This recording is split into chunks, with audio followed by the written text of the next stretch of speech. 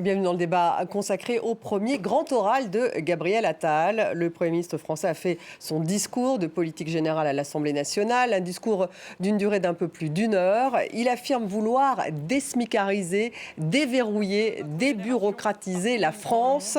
Ce discours de Gabriel Attal a eu lieu en pleine crise du monde agricole. Le Premier ministre appelle d'ailleurs à une exception agricole française. Les réactions de l'opposition se sont bien sûr multipliées. Le discours le plus réactionnaire du siècle, a réagi Jean-Luc Mélenchon sur X. Marine Le Pen pointe un catalogue sans aucun souffle.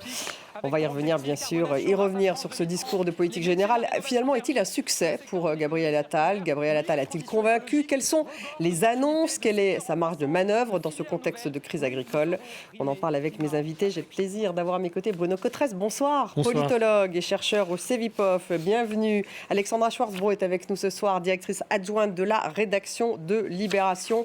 Dur d'être un premier. Voilà ce que titre Libération, en référence bien sûr à cette chanson connue de Jordi, oui. C'est ça. Donc dur d'être un bébé, là c'est dur d'être un premier. On va en parler. Aurore Malval est avec nous. Bonsoir Aurore, rédactrice en chef du site de Marianne. Et puis Richard Verly est avec nous. Bonsoir. Richard, correspondant international sur le quotidien suisse Blick. Alors vous parlez du Superman Premier ministre. Décidément, on peut dire qu'il y a quand même un changement. On l'a tous senti en écoutant ce discours de politique générale. On va en écouter un extrait. La France, c'est 68 millions de Français de l'Hexagone, des Outre-mer et de l'étranger qui n'ont pas fini de nous surprendre. Dans un monde où tout s'accélère, où tout se transforme, je refuse avec eux que notre identité puisse se diluer ou se dissoudre. La France a son rang à tenir, sa voix à faire entendre, sa singularité à imposer. Nous avons une fierté française à maintenir, une fierté européenne à consolider. Affronter pour avancer. Bruno Cotresse, il a convaincu? Sur la forme, c'est un discours qui est assez réussi. Effectivement, le Premier ministre a pu montrer, au fond, il a pu imprimer un peu sa marque. C'est un enjeu fondamental de la déclaration de politique générale.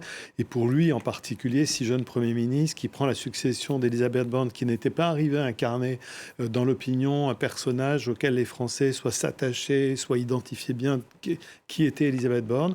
Là, on a tout de suite une marque de fabrique qui est le dynamisme, la jeunesse. Il a martelé des éléments de langage qui veulent signifier l'action, le fait de délivrer, le fait d'agir, le fait d'avoir des résultats, le fait de faire une différence rapidement. Donc de ce point de vue-là, sur la forme, incontestablement, c'est assez réussi. Après, évidemment, il y a la question non seulement du fond, mais la question évidemment que se pose tout le monde, qui est mais si tout ceci est tellement important et tellement urgent, pourquoi ne l'a-t-on pas fait avant? Et donc c'est toujours un peu l'exercice difficile quand on incarne un pouvoir qui est aux affaires depuis de nombreuses années. Il y a une patte Attal, Alexandra Schwarzbro. Ah oui, je crois qu'on peut déjà parler, même ce matin, on a publié dans Libération un grand papier sur l'attalisme. Qu'est-ce que l'attalisme? Voilà. Et donc l'attalisme, ce serait un mélange d'opportunisme et de conservatisme. Et on l'a bien vu dans ce discours. Et c'est là un peu le problème de Gabriel Attal, c'est que sur la forme, il est plutôt bon, parce qu'il est jeune, il est beau, enfin, il est plutôt beau garçon, il parle cash, c'est d'ailleurs comme ça qu'il se vend, c'est quelqu'un qui veut parler cash et agir vite, et on voit bien que c'est quelque chose qui plaît aux Français. Qui plaît encore plus à la droite, c'est bizarrement c'est un transfuge du PS, mais il est le chouchou de la droite. Il est chouchou de la droite, et dans votre sondage d'ailleurs de Libération, 39%, vous dites, d'opinion favorable. D'opinion favorable, bien plus que Emmanuel Macron qui en est à 26%, je crois. Donc on voit bien qu'il a un gros capital de sympathie. Le problème, c'est que justement, quand on dit qu'on parle cash et qu'on veut agir vite, il faut que derrière qu'il y ait des résultats. Or, on a bien vu déjà que vendredi, son discours sur la botte de paille, c'était pas mal. Il est allé au charbon, il a mouillé la chemise, il est allé au contact des agriculteurs. Il n'a pas fait son discours enfermé dans son bureau ministériel. Mais finalement, ça n'a pas convaincu les agriculteurs. Donc ça va être ça, son gros défi, c'est les résultats. Les résultats, Superman Premier ministre, hein, vous, sur Click, c'est ce que vous dites, hein, Richard Verly, oui, Superman. C'est évident que c'est la carte qu'il joue, c'est la carte de l'activisme, être sur le terrain. Il a promis, je le rappelle, sur le terrain, une visite par jour. Donc on va avoir droit à ça, en tout cas jusqu'aux élections européennes. C'est-à-dire à chaque fois qu'il va pouvoir rappeler, j'agis, j'interviens, il va le faire. Alors après, moi ce que je retiens, c'est deux choses. D'abord, vu de l'étranger, c'est quand même un discours typiquement français, parce que tout ça est enrobé de la puissance, nous sommes un grand pays, nous n'abandonnerons pas la puissance, etc. etc. Donc on sent c'est réactionnaire, ça? Non, je dirais pas que c'est réactionnaire, je dirais que c'est très français. C'est-à-dire, en gros, il veut séduire l'électorat sur les deux terrains, celui de l'efficacité et celui du récit mythologique français. Puis la deuxième chose que je retiens, c'est qu'il joue à fond de son âge, et de la vitesse et de la capacité à être plus rapide que les autres. Il y a, moi j'ajouterais un mot à ce que vous disiez, il y a un peu de sarkozysme dans sa manière de faire. C'était un peu ça la méthode Sarkozy, on fonce, on y va toujours, on n'arrête jamais. Il y a plus d'agressivité chez Sarkozy. Absolument, Hein. tout à fait. Peut-être moins... C'est du sarkozysme doux. Voilà. Sarkozysme doux, Aurore Malval. Oui, alors moi, j'ai pensé qu'en le voyant, il y a quelque chose chez Gabriel Attal du jeune qui veut plaire à des vieux. C'est un peu ce complexe aussi, ou en tout cas ce syndrome du bon élève qui veut faire une grande démonstration de sa vivacité, qu'on le regarde comme ça en se disant « Ah oui, mon Dieu, si j'étais jeune, moi aussi, je serais aussi volontaire et aussi déterminé que Gabriel Attal. » Est-ce que ça va... Donc il donne un souffle quand même. En tout cas, on verra si le pouvoir, la question du pouvoir performatif du langage, hein, on va voir ce qui se passe effectivement dans les faits, mais il y a cette idée, et vous parlez de Sarkozy, moi j'y ai vu presque aussi un petit peu de Giscard dans cette idée, et d'ailleurs qui n'est pas neuve du tout, de vouloir un peu décorseter la France, en tout cas on revient toujours vers ça, c'est débureaucratiser, alors d'ailleurs Sarkozy aussi en parlait, hein, on se souvient de la réforme justement des préfectures et de l'administration qu'il y avait eu sous Sarkozy, on revient aussi avec cette même idée de décorseter la France, de la faire passer dans une modernité pleine et assumée. Et finalement, on parle de ça depuis très longtemps, ce ne sont pas des nouvelles idées. Et puis pour terminer un peu dans cette veine, il dit, voilà, je peux être Premier ministre en assumant mon homosexualité. C'est quand même la première fois qu'un Premier ministre affiche, on sait qu'il avait fait son coming out, mais là il le dit pendant la déclaration de politique générale, pour montrer quoi, que la France est moderne aussi. Oui, je pense aussi, voilà, pour à la fois affirmer son personnage, poser son personnage, effectivement, c'est un élément important, je pense, pour lui. C'est plutôt une bonne chose que le Premier ministre puisse...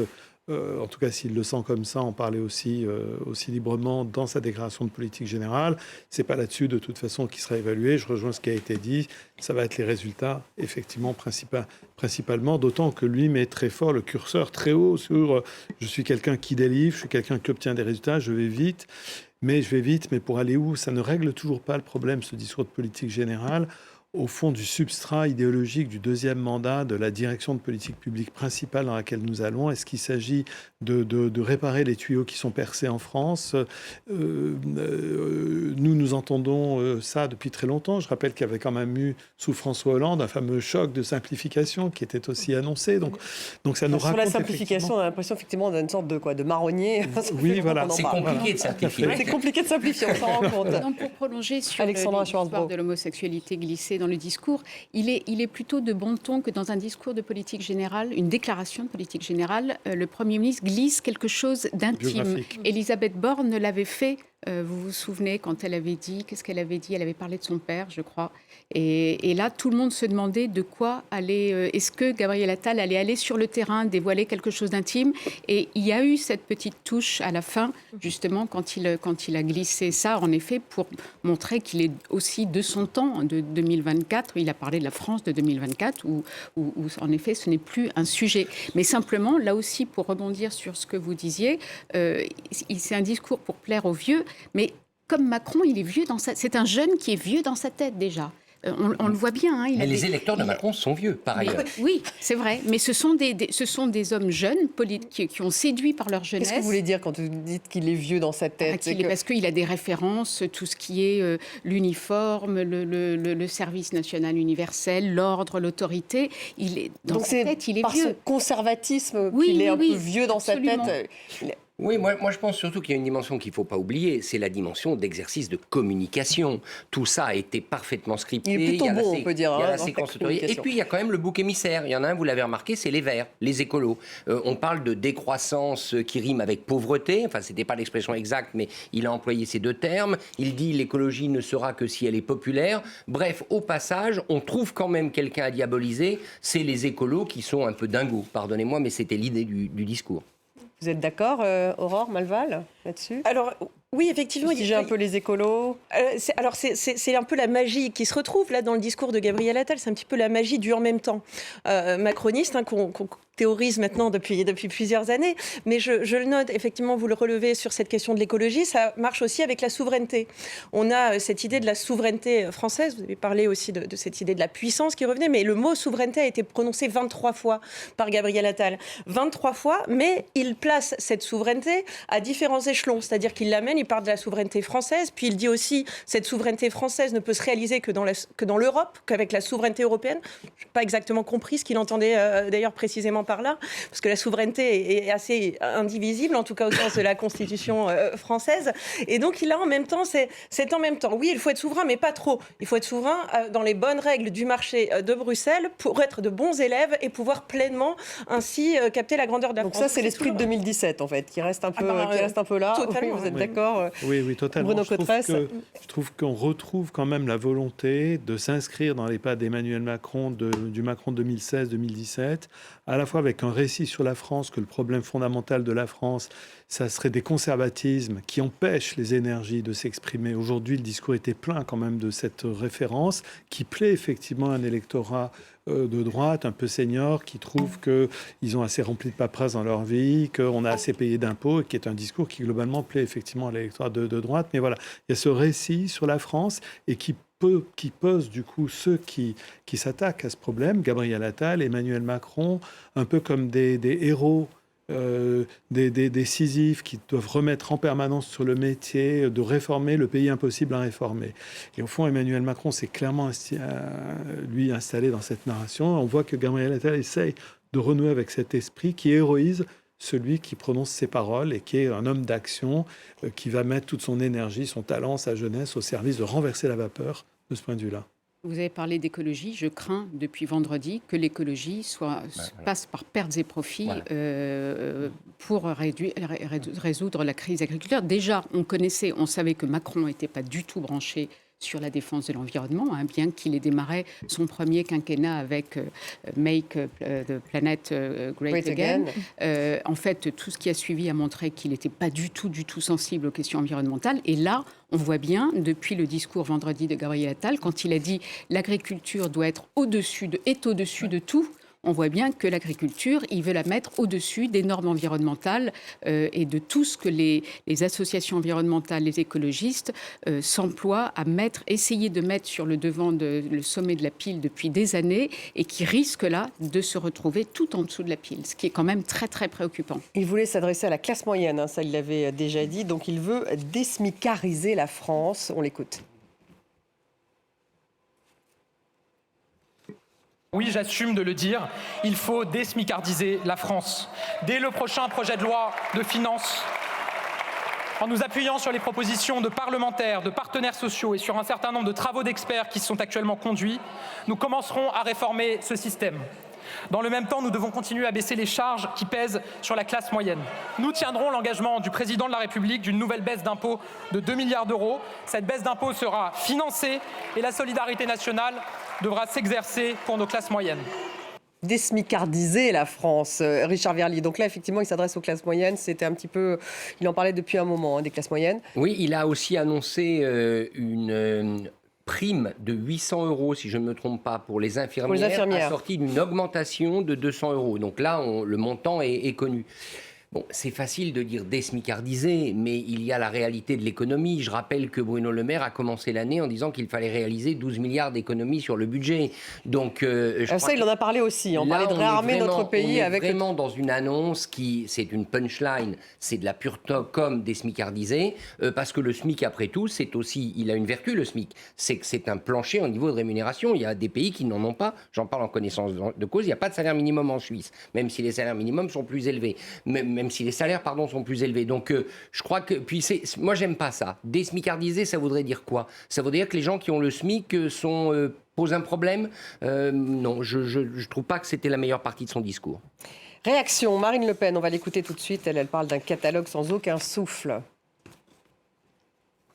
L'exercice auquel nous venons d'assister tient du rituel, un rituel presque mécanique, et qui l'est plus encore aujourd'hui. Un catalogue, une succession de promesses diverses et variées, sans lien entre elles et de niveau pour le moins inégal, assez éloigné d'un discours de politique générale. Aurore Malval, là, effectivement, elle tire à boulet rouge. Assez éloignée d'un discours de politique générale. Oui, alors... C'est pas très étonnant, effectivement, pas saluer, enfin, je voyais mal Marine Le Pen, effectivement, saluer le discours de Gabriel Attal. C'est un discours très long, 1h30 de discours. Je pense qu'on était peut-être un certain nombre d'observateurs à être un peu surpris de cette durée, qui peut aussi donner en tout cas, énormément de sujets qui sont passés en revue avec un fil rouge qui n'est pas toujours extrêmement clair, à part porté par le dynamisme, si je puis dire, de Gabriel Attal. Donc, en tout cas, la critique que fait Marine Le Pen est assez facile et pas très surprenante de la part du Rassemblement national. Bruno Cotresse. C'est vrai que dans tout discours de politique générale, il y a forcément cet aspect de catalogue. Il y a eu pire, me semble-t-il, que Gabriel Attal aujourd'hui du point de vue du catalogue, malgré la longueur effectivement du discours, parce qu'on voit qu'il y avait chez le Premier ministre une tentative, je ne dis pas qu'il a réussi, mais une tentative de structurer autour de ses axes principaux, en reprenant à son compte des piliers du discours présidentiel, protéger, libérer, réformer, donc réarmer notre pays, ça voilà, il l'a redit. On voit que c'était guidé quand même par le vocabulaire d'Emmanuel Macron et l'adhésion du Premier ministre à ces grands objectifs. Il m'a semblé qu'il a quand même essayé de ne pas trop s'éparpiller. Il y a quand même quelques points forts. Il y a la ligne directrice qui est le travail, qui est un thème sur lequel le Premier ministre revient pratiquement à chacune de ses interventions. Alors là encore, c'est bien de dire il faut que toujours, partout, à tout moment, le travail paye plus que toute autre manière de gagner sa vie, en tout cas d'avoir un revenu. Mais c'est vrai que là, les attentes vont être très fortes. Du coup, les gens vont dire le voisin que je connais qui gagne mieux sa vie que moi qui travaille, donc quand est-ce que ça s'arrête? Et si ça ne s'arrête pas, l'effet de déception sera énorme parce que le Premier ministre ne cesse de répéter cette phrase. Effet de déception, ça c'est possible. Allez-y, oui. Il ne faut pas oublier une autre dimension. Pourquoi Gabriel Attal a-t-il été nommé à Matignon? C'est en prévision des européennes pour essayer de faire un contre-feu à la montée en puissance de Jordan Bardella. Donc le RN, Marine Le Pen, a tout intérêt à essayer de dégommer ce jeune premier, à tous les sens du terme, qui peut faire de l'ombre à son poulain aux prochaines européennes. Parce que c'est vraiment ça, il a été lancé dans le jeu à cet effet par Emmanuel Macron. Et c'est là, à mon avis, où il va être fort. C'est-à-dire qu'on voit bien la différence. Gabriel Attal, c'est le jeune. Il y a 6 ans qui les séparent. Jordan Bardella a 28 ans, Gabriel Attal 34 ans. Mais Attal, c'est le jeune qui connaît ses dossiers, qui va agir, qui va aller sur le terrain et qui veut être efficace. Jordan Bardella, c'est celui, on commence à sentir la musique monter, qui plaît à l'opinion, mais qui ne connaît peut-être pas très bien ses dossiers, qui à Bruxelles, certes, il a été présent au Parlement européen, mais il n'a pas beaucoup travaillé. Et en gros, vous avez d'un côté, on voit bien ce que la majorité va tenter de faire, ce que le camp présidentiel. Jordan Bardella, c'est un surfeur national populiste, jeune, mais ça ne suffit pas, alors que nous, on a notre jeune, et celui-là, il bosse. Et elle lui reproche le catalogue, celui qui bosse. Bien sûr, mais c'est tout à fait ça, ce qui vient d'être dit. Je pense qu'il y a une vraie volonté du côté, en tout cas de la Macronie, d'envoyer comme ça un champion dans l'arène pour le faire... Par rapport à Jordan Bardella, on voit que les cohortes, quand on regarde les sondages des intentions de vote, il est très très clair, on l'a dit tout à l'heure, que les plus âgés votent pour Emmanuel Macron. Et d'ailleurs, la bascule se fait même quasiment maintenant au niveau des sexagénaires. Donc ça veut dire que Gabriel Attal a quand même beaucoup de monde à embarquer dans le train. Et c'est vrai que et son positionnement, alors c'est OK, moi je suis le jeune sérieux, je suis le jeune qui peut parler aux jeunes, mais qui plaît aux parents. Que les parents voudront bien que leur gamin fréquente. C'est un peu ça, cette image aussi du bon élève. Ce que n'est pas Jordan Bardella, effectivement. Et ce qui est intéressant, c'est que d'un coup, l'arrivée de Gabriel Attal dans le jeu politique a ringardisé toute une classe d'âge, tous les Édouard Philippe. Et Édouard Philippe, il y a un an, qui était considéré comme le sauveur, celui qui allait par plein de gens. Tout à coup, alors lui, pour le coup, il fait vieux. C'est-à-dire comme si on avait sauté, non pas une génération, on avait sauté 2 générations d'un coup. Un peu comme quand Emmanuel Macron a été élu, c'est un petit peu le même phénomène. D'autant qu'effectivement, la présence en face de Jordan Bardella enfonce le clou de ce point de vue-là. On voit que maintenant, dans les 2 principaux camps politiques, la majorité présidentielle et le principal parti d'opposition, on voit qu'effectivement, il y a des gens très jeunes. Si on faisait la moyenne d'âge, Emmanuel Macron plus Gabriel Attal plus Jordan Bardella divisé par 3, qu'on fasse la moyenne d'âge, on doit tomber en dessous de 40 ans, même nettement en dessous de 40 ans. Donc on voit qu'effectivement, pour ceux qui sont plus âgés, plus expérimentés, il va y avoir un enjeu notamment pour Édouard Philippe, puisque lui mise sur sa crédibilité acquise, mais maintenant il y a plusieurs années, et qu'en 2027, il aura quitté Matignon depuis 7 ans. Donc c'est un gros enjeu pour lui de montrer qu'il existe toujours, qu'il est porteur de quelque chose de très important. Alors les agriculteurs, on sait que donc, ce discours a eu lieu en pleine crise agricole. Manifestement, ils n'ont pas été convaincus par Gabriel Attal puisque la mobilisation continue. On va écouter un extrait justement du discours du Premier ministre au sujet des agriculteurs. Notre agriculture est une force. Pas simplement parce qu'elle nous alimente au sens propre du terme, mais parce qu'elle constitue l'un des fondements de notre identité, de nos traditions. Parce que nos agriculteurs incarnent des valeurs fondamentales et qui, lorsqu'elles sont bridées, fragilisent l'ensemble de la société. Je pense à la valeur travail, à l'effort et à la liberté d'entreprendre.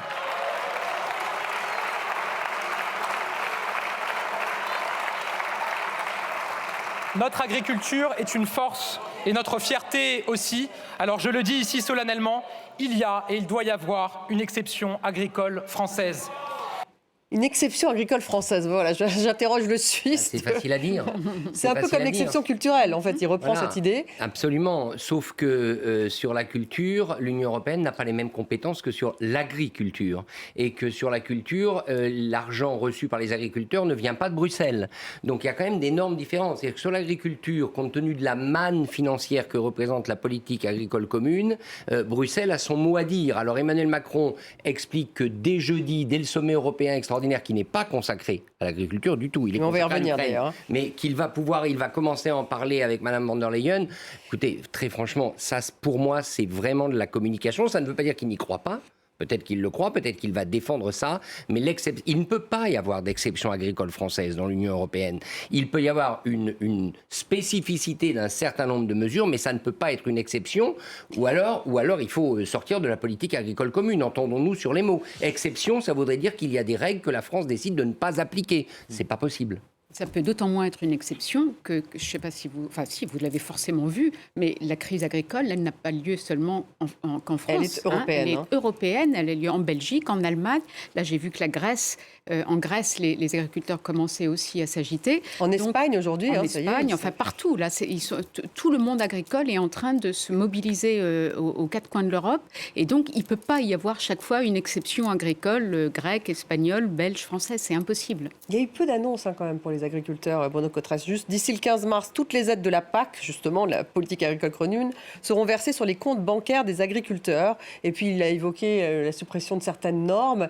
Mais c'est pour ça qu'il a ajouté probablement qu'il va y avoir des annonces dans les heures, voire dans les jours qui viennent. Il a bien fait de vouloir réserver pour le dialogue en direct avec les agriculteurs et le syndicalisme agricole l'essentiel de ces annonces, c'est sans doute ça. Il a annoncé aussi des contrôles renforcés pour la loi Egalim, qui est aussi un des points très importants. Mais c'est vrai qu'il n'y a pas eu beaucoup d'annonces, vous avez raison. Et de manière un peu plus générale. D'où cette déception importante de la part des agriculteurs. Bien sûr, qui de toute façon, pour le moment, sont quand même dans une position encore d'attente. Et sur le thème de la souveraineté, il y a quelque chose qui est en train de se passer quand même, parce que à force d'avoir des discours portés par des gouvernants qui disent mais au fond l'Europe, finalement, la souveraineté, est-ce qu'il ne faudrait pas qu'il y ait des éléments de souveraineté qui reviennent un tout petit peu? On a le sentiment qu'on est en train un peu de mettre un petit peu un doigt dans un engrenage qui est progressivement, aux yeux des citoyens, de dire bah oui, en fait, c'est vrai que l'Europe, il faut un peu arrêter. Et tout ça dit par un mouvement politique qui a situé la question de l'Europe au cœur de son projet politique. Il commence à y avoir des petits éléments d'incohérence, et on voit que progressivement, dans la campagne européenne, cette question du retour de la souveraineté des normes au niveau français devient, au cours du débat sur l'immigration, le ministre de l'Intérieur déjà avait dit lui-même moi je préfère expulser des gens plutôt que de faire plaisir à Bruxelles.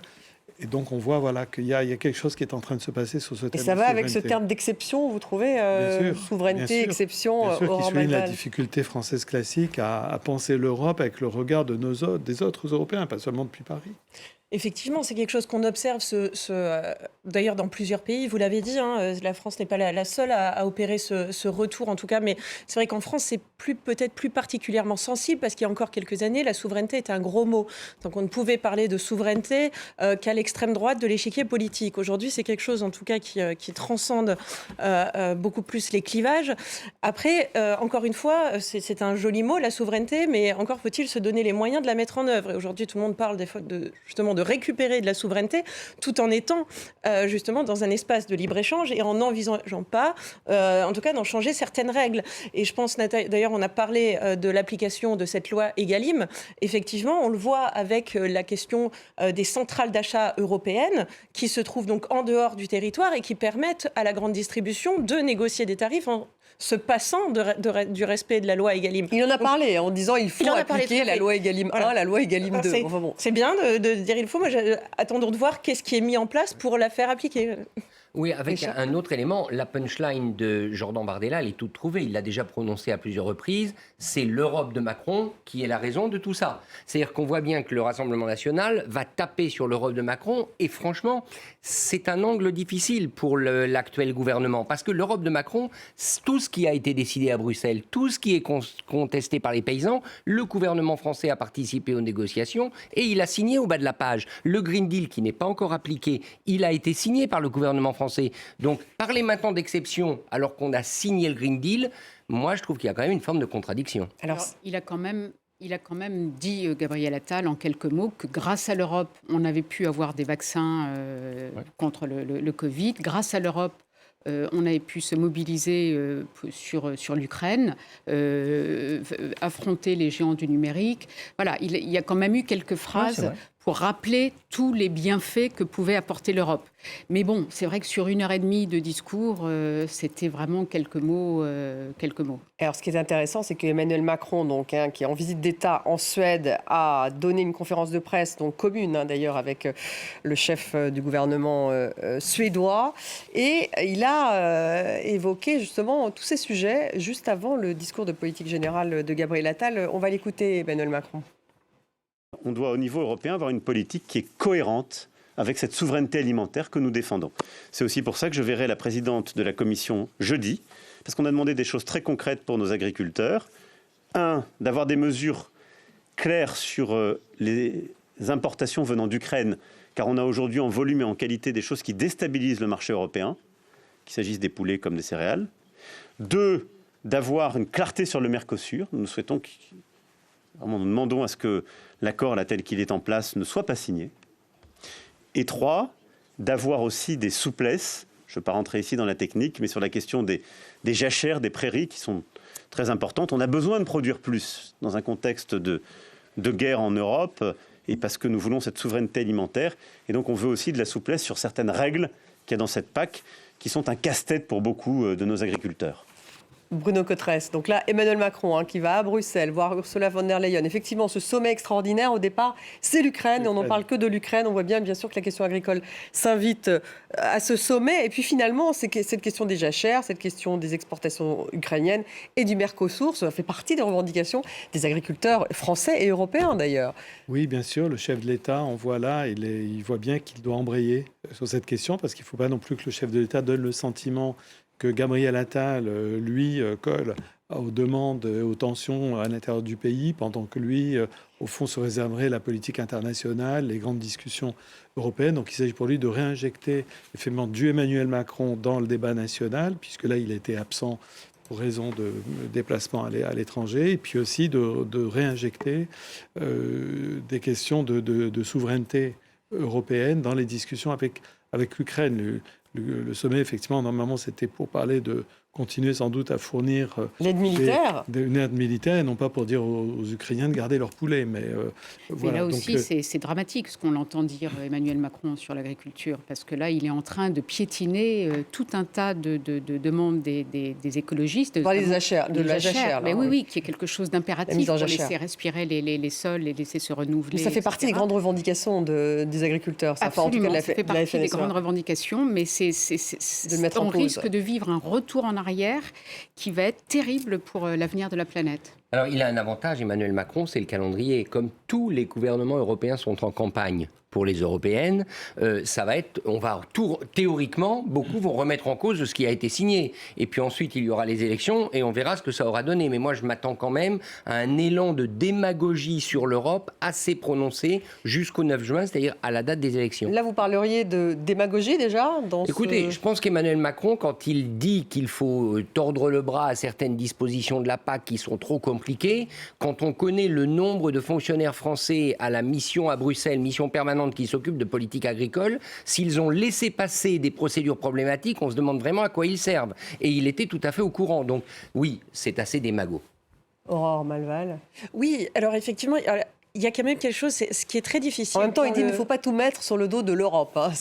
En même temps, c'est difficile parce que, comme on l'a dit tout à l'heure, c'est l'Europe de Macron. Et d'ailleurs, c'est un angle d'attaque d'autant plus facile aujourd'hui pour le Rassemblement national que le Rassemblement national ne parle pas, comme autrefois, de Frexit. Il parle justement de façon, en tout cas, ce qui apparaît pour des macronistes, beaucoup plus raisonnable, de renégocier de façon marginale certains traités, etc. On n'est plus dans ces changements total de paradigme comme avant, que c'était soit à l'intérieur, soit à l'extérieur. Donc c'est une plus grande difficulté encore de dire ok, mais on n'est quand même pas d'accord avec vous. Il y a quelque chose par rapport aux agriculteurs, moi, que je trouve particulièrement intéressant quand même à voir, c'est que c'est pas un bloc monolithique, les agriculteurs, même les agriculteurs français. Les revendications de la FNSEA ne sont pas celles des petits éleveurs qui effectivement sont parfois totalement démunis face à des règles bureaucratiques qui les empêchent. Et pourtant là ils sont quand même ensemble. Hein. Ils sont quand même ensemble parce que c'est aussi le nombre qui fait la force. Et il y a des revendications sur lesquelles ils se retrouvent. Mais par exemple, la FNSEA n'était pas favorable ce matin à bloquer Rungis. Alors que c'était une revendication des agriculteurs qui montaient à Paris. Donc il faut bien voir que ce mouvement, il va être aussi difficile à satisfaire dans sa globalité et d'apporter des solutions. Et d'ailleurs, Gabriel Attal a annoncé cet après-midi un fonds d'urgence pour les viticulteurs qui avaient été fort maris de ne pas se sentir concernés par les déclarations, par les propositions faites vendredi par Gabriel Attal, qui visaient plutôt les agriculteurs d'Occitanie. Et donc, tous les viticulteurs du sud de la France avaient râlé en disant « Mais nous, on n'est pas concernés par tout ça, on a besoin aussi, on a besoin d'aide aussi. » Et là, il a annoncé un fonds d'urgence pour les viticulteurs. Mais c'est vrai, Bruno Cottresque, que là, il reparle du Mercosur, Emmanuel Macron. Donc, on n'est plus dans une logique de libre-échangisme, alors qu'au départ, Emmanuel Macron, c'est quand même un libéral. Donc, on est un peu dans une autre... Voilà, on voit progressivement apparaître une contradiction sur pas seulement l'européen et le libéral. Alors, le chef d'État tient compte des réalités du climat français et du climat de l'opinion. L'opinion française aujourd'hui n'est pas en attente d'un pas très significatif d'intégration européenne. C'est le moins qu'on puisse dire. Le chef de l'État sait que par ailleurs, il va devoir, avant la fin de son mandat, de s'atteler à un autre enjeu qui sera compliqué lui aussi à expliquer, qui est l'enjeu du nouvel élargissement de l'Union européenne, dont personne ne parle, alors qu'au fond, à Bruxelles, on en parle beaucoup. À 35, au final. Voilà, et on sait qu'il y a là quelque chose. L'opinion française est en Europe l'opinion la plus opposée, avec, je crois, la République tchèque, à un futur élargissement de l'Union européenne. Donc voilà, on voit que si le chef de l'État veut être fidèle à sa logique du en même temps, pour pouvoir éventuellement, dans 1 an, dans 2 ans, parler de l'élargissement de l'Europe, il faut avoir montré à l'opinion française qu'on a cranté, qu'on a posé à un moment donné des limites, qu'on a écouté les tensions liées aux réglementations européennes, parce que sinon le risque de décrochage avec l'opinion risque d'être vertigineux au moment de parler de l'élargissement. D'où d'ailleurs ces discussions peut-être avec l'Ukraine. Je rappelle juste que de toute façon, sur l'élargissement, il y aura un référendum. en France, puisqu'il y aura donc s'il y a élargissement, on verra le nombre de pays, ça aboutira sans doute même obligatoirement à un référendum, et là le mur de l'opinion dont parle Bruno Cotresse, je ne sais pas quand est-ce qu'il aura lieu ce référendum, mais le mur de l'opinion. Pour l'instant, on parle de 35. Il y a cette ouverture des discussions avec l'Ukraine dont il. Et c'est très injuste sur l'Ukraine, il faut quand même le dire, parce que aller maintenant reprocher à l'Ukraine d'avoir des poulets pas chers, d'avoir du blé, alors qu'on a. Les Polonais reprochent aussi les céréales qui sont importées d'Ukraine. L'Ukraine a des productions agricoles, on le savait. Alors à ce moment-là, pourquoi on signe une négociation d'adhésion avec l'Ukraine? J'aimerais quand même comprendre, et je ne dois pas être le seul. Oui, mais c'est pour des raisons morales, beaucoup plus morales probablement. Alexandra Schwarzbrot, cette volonté de discuter avec l'Ukraine afin qu'elle rentre dans l'Union européenne. Ah bah là, c'est bien sûr. C'est depuis le 24 février 2022, c'est une façon de la soutenir. De soutenir l'Ukraine et de montrer à Vladimir Poutine qu'on ne laissera pas tomber l'Ukraine et que l'Ukraine, qui veut devenir européenne, elle finira par y arriver, quoi qu'il se passe, et même s'il envoie son armée. Donc ça, c'est purement... en effet, ces considérations de poulet pas cher, ça passe au deuxième ou troisième plan après la nécessité de soutenir moralement, militairement l'Ukraine. Mais là, il y a des modifications obligatoires vu que effectivement les agriculteurs sont dans la rue. On voit d'ailleurs, il me semble, un peu une évolution dans le discours présidentiel. Le thème de la souveraineté, du patriotisme économique vient au moment de la crise Covid. C'est rapidement le chef de l'État qui dit il va falloir se réapproprier la souveraineté pour produire les biens publics que sont les vaccins, les masques. Mais dans ses discours à ce moment-là, il prend bien soin de dire c'est au niveau européen. Ce qui nous importe, c'est que ça soit produit en Europe, au fond. Et là, on voit une évolution progressive du discours. Il tient compte de la réalité. Il y a un Rassemblement national qui est sur le point de gagner pour la 3e fois les élections européennes. Et donc, on voit qu'on vient plus sur presque une notion un peu plus classique de la souveraineté, un peu plus souverainiste, on va dire, que ça n'était le cas dans le discours de départ d'Emmanuel Macron, qui tente depuis toujours de concilier ce qu'il appelle la souveraineté européenne, c'est-à-dire de mélanger ces deux. On parle de souveraineté européenne depuis le tout début, depuis son discours de la Sorbonne. Et moi, je dirais qu'il y a quelque chose aussi de la confrontation avec le réel. C'est-à-dire qu'on se rend compte, en fait, là, dans ces dernières années, il y a des pans comme ça qui tombent et on a l'impression de découvrir que oui, on a fait rentrer justement des poulets, des vaches, etc., venant de l'étranger, de pays, et d'ailleurs hors de l'Union européenne aussi, qui ne sont pas soumis aux mêmes règles que celles. On parle des cerises turques, par exemple. Voilà, les agriculteurs français et même européens. Et puis on dit, ah bah oui, c'est effectivement de la concurrence déloyale. On a l'impression on tombe. Et c'est pareil d'ailleurs pour les médicaments. Vous avez parlé des vaccins et des masques, mais la question de la fabrication des médicaments dans une France qui avait cette industrie de pointe qui aujourd'hui est en crise dans beaucoup de zones. Et on voit, on n'arrive plus, on fait face à des pénuries qui sont très régulières. Et l'Europe ne résout pas ces problèmes, en tout cas de façon rapide. Et pour les gens, ça se voit. C'est-à-dire qu'aujourd'hui, il y a quelque chose, personne ne peut être totalement dans le déni en disant bah non, on va régler ces problèmes et vous inquiétez pas, ça ira, l'Europe nous sauvera. Il nous reste 5 minutes, donc un mot justement pour un tout petit peu terminer, Alexandra Schwarzbrot. En fait, on parlait justement de discours, maintenant il va falloir qu'il y ait des résultats, c'est un peu ça, parce que là il y a une déception de la part des agriculteurs, donc il y a déjà une annonce que des propositions vont être faites, en tout cas c'est ce qu'il dit, le Premier ministre, il va falloir accélérer dans les mesures. Il faut absolument accélérer le tempo. Il faut accélérer avant les européennes. Donc, mine de rien, ça fait pas beaucoup. C'est pas très long. Avec une marge de manœuvre budgétaire quand même. Une marge de manœuvre budgétaire très courte. Avec toujours une ministre de l'Éducation, ça on n'en a pas parlé parce que c'est pas le sujet, mais qui reste quand même un boulet, enfin on a beau qui est un boulet, et alors tout ça, ce dont on ne se souvient plus, c'est qu'il n'y a toujours pas de ministre du Logement, il n'y a toujours pas de ministre du Commerce, là on est en train de parler du Mercosur, etc., mais il n'y a toujours pas de ministre du Commerce, donc cela, ces nominations devraient arriver d'ici la fin de la semaine normalement, mais enfin on espère, mais on n'en sait rien. Enfin bref, c'est quand même un chantier. Emmanuel Macron déteste se dépêcher sur les nominations. À chaque fois, chaque gouvernement, c'est pareil. Il fait lanterner, il prend une décision, puis il se ravise. C'est toujours extrêmement pénible, mais là, ça commence quand même à devenir un problème. Une grande partie des domaines d'action qu'a énuméré Gabriel Attal, ce sera l'administration qui sera concernée. Et donc, moi, ce que je vois venir d'ici les élections européennes, je ne sais pas ce qu'en pense Bruno Cotresse, c'est des décrets. Et Gabriel Attal avait fait ça à l'Éducation nationale. Donc, passer des décrets pour forcer l'administration à prendre un certain nombre de mesures. Au fond, je pense qu'on va vers une séquence qui sera une séquence où le Premier ministre va devenir un super administrateur en chef. La difficulté, c'est que l'administration, dans beaucoup de domaines, elle a été brusquée par Emmanuel Macron.